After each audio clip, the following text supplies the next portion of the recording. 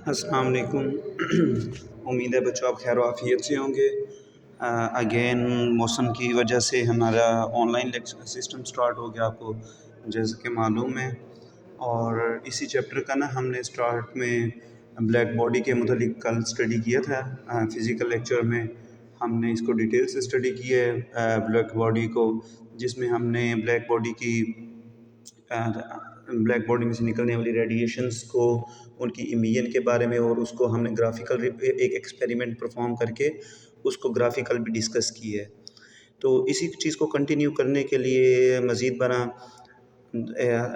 Planck's जो scientist था उसने एक हाइपोथेसिस क्रिएट की, एक हाइपोथेसिस उसने जनरेट की, जिसे ना प्लांक्स अजम्पशन कहते हैं, क्योंकि उस वक्त ना कोई प्रैक्टिकल वर्क परफॉर्म नहीं होता था, तो इसलिए प्लांक्स की अजम्पशंस को कहा जाता है, एक हाइपोथेसिस कहा जाता है, एक थ्योरी कहा जाता है। इसको हम जो है ना एक्सपेरिमेंटली इसको हम लॉ या प्रिंसिपल नहीं बना सकते, क्योंकि इसको प्लांक्स ने एक्सपेरिमेंटली कोई प्रूव नहीं किया था, ना ही वो कर सकता था, क्योंकि उस टाइम में ना कोई जो रेडिएशंस थे या सब एटॉमिक पार्टिकल्स थे उनको थियोरेटिकली ही सिर्फ और सिर्फ अज्यूम किया जा सकता, कोई एक्सपेरिमेंटली उनको प्रूव नहीं किया जा रहा था। तो यहाँ पर प्लांक्स का तारुफ है। In 1900 Planck's reported his discovery of a formula that accurately decide the shape of a black body spectrum for all wavelengths and temperature, having found as empirical formula that fit the observations. He then sought a physical reasons for success of the formula, यानी उसने actual में reason भी बताई थी कि ये formula हमारे पास क्यों सक्सेसफुल है पड़ा। उसकी बच्चों बेसिकली रीज़न ये थी इस फार्मूले की कि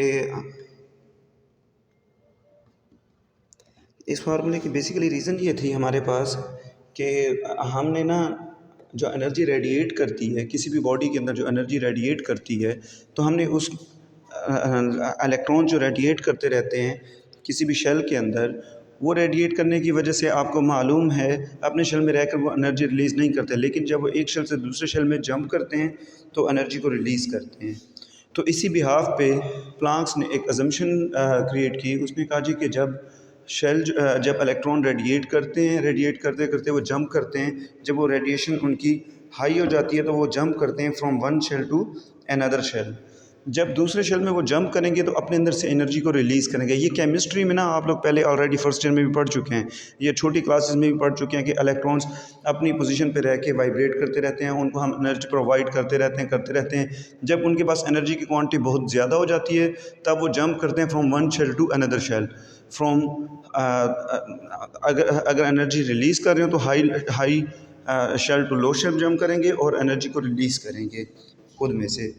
तो जो वो एनर्जी रिलीज़ होगी वो होगी in the form of radiation.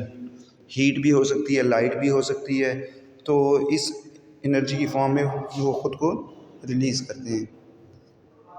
अब होता क्या है, कंटिन्यूसली इनके रेडिएट करने की वजह से जो एनर्जी रिलीज़ होगी उसको हम फाइंड करेंगे। उसके लिए इसने फार्मूला हमें दिया था, E energy is directly proportional to F frequency, यानी एनर्जी हमारे पास यहाँ पर दिया हुआ है। पहले इससे पहला एक स्टेप है पड़ा, E is directly proportional to F. E हमारे पास यहाँ एनर्जी होगी, एफ हमारे पास यहाँ फ्रीक्वेंसी होगी, यानी जितनी ज़्यादा एनर्जी होगी ऑफ कोर्स के उतनी ही ज़्यादा फ्रीक्वेंसी जनरेट करेंगे, जितनी कम एनर्जी होगी उतनी कम फ्रीक्वेंसी जनरेट होगी। तो एनर्जी और फ्रीक्वेंसी आपस में एक दूसरे के डायरेक्टली प्रोपोर्शनल होंगे। जब हम प्रोपोर्शनैलिटी का साइन हटाते हैं तो दो चेंज लाते हैं इक्वेशन में।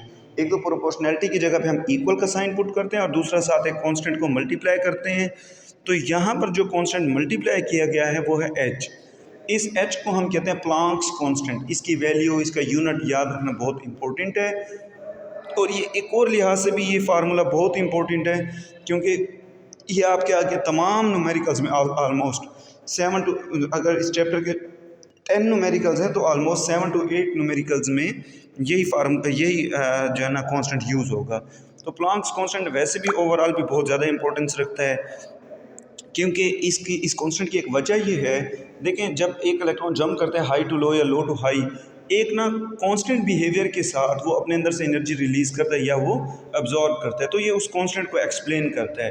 तो रेडिएशन, जहाँ भी हम नेचर में रेडिएशंस को डिस्कस कर रहे हों तो उसके लिए प्लांक्स कांस्टेंट्स का हमारे पास तारुफ होना ज़रूरी है। The Planck's propose the vibrational energy is quantized, उसने इस एनर्जी को क्वांटाइज्ड एनर्जी का नाम दिया, जिसको बाद में हमने क्वांटम से रिलेट किया, यानी एनर्जी क्वांटम। इसी बिहार पे हमने फिज़िक्स की इस ब्रांच को या फिज़िक्स के इस पूरे के पूरे जो है ना एक फील्ड को हमने क्वांटम मैकेनिक्स का नाम दिया, क्योंकि इसकी बिहाफ जो थी क्वांटम मैकेनिक्स का जो नाम था वो आप ऐसे कंसिडर करें, इसको सजेस्ट किया था प्लांक्स ने सजेस्ट किया था। उसी बिहाफ पे इसने एनर्जी जो रिलीज़ होती है उसको एनर्जी को एक पैकेट की फॉर्म में कंसिडर किया और उस पैकेट को इसने क्वांटा का नाम दिया। उस एनर्जी पैकेट को इसने कहा जी कि एनर्जी जब रिलीज़ होती है या एब्जॉर्ब होती है तो एनर्जी के छोटे छोटे पैकेट्स होते हैं, तो उन पैकेट्स को इसने क्वांटा का नाम दिया। उसी से ही हमने इस ब्रांच को क्वांटम मैकेनिक्स का या क्वांटम फिज़िक्स का हमने नाम दिया है। तो Planck's himself determine the value of H, इसने डिफरेंट एक्सपेरिमेंट से एच की वैल्यू डिराइव की। तो ये ज़रूरी नहीं है कि हम जो है ना एच की वैल्यू हमने कैसे फाइंड की है, ये आपके टॉपिक में ना गिवन है ना आपसे पूछा जा सकता है। सिर्फ आपने ये याद रखना है इसकी जो वैल्यू है प्लांक्स कांस्टेंट की 6.626 क्रॉस 10 की पावर -34 जूल सेकंड होती है। 6.62 इसको आमतौर पे हम 6.63 पढ़ते हैं, क्रॉस 10 की पावर -34 जूल सेकंड। तो ये प्लांक्स कांस्टेंट है, इसकी वैल्यू है, ये आपने लाजमी याद रखनी है एमसीक्यू शॉर्ट के लिए। इसकी वैल्यू और इसका यूनिट आमतौर पे पूछा जाता है प्लांक्स कांस्टेंट का।